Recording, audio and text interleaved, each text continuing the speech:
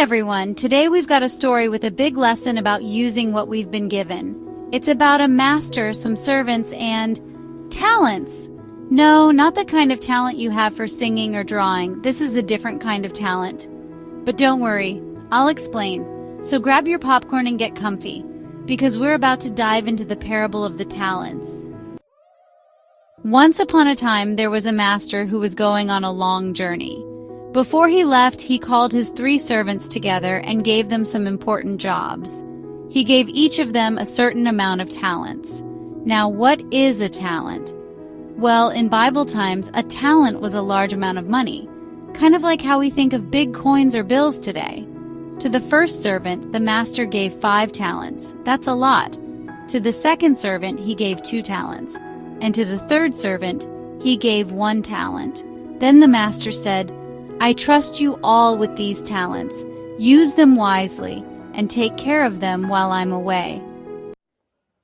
The first servant was really excited and decided to use the 5 talents wisely. He worked hard and traded the talents, making even more money. By the time the master came back, he had 10 talents. Wow, that's double what he started with. Then, the second servant, who had been given 2 talents, also worked really hard. He traded his talents and turned them into 4 talents. He doubled his money too. Both of these servants were so excited to show the master what they had done. But the third servant, he didn't work like the others. Instead of using his 1 talent to trade or invest, he decided to bury it in the ground. He was worried that if he lost the talent, the master would be angry. So, he thought, I'll just keep it safe. And when the master comes back, I'll give it to him exactly how it was. After a long time, the master returned home. He wanted to see what his servants had done with the talents he gave them. First, the servant with 5 talents stepped forward and said, "Master, you gave me 5 talents and I've worked hard. I've turned them into 10 talents. The master smiled and said, "Well done, good and faithful servant. You've been faithful with a few things, so I'll trust you with many more. Come and enjoy your master's happiness." Next, the servant with 2 talents said, "Master, you gave me 2 talents and I've worked hard. I've turned them into 4 talents." And the master said, "Well done, good and faithful servant. You've been faithful with a few things and now I'll give you even more." But when it was the third servant's turn, he was nervous.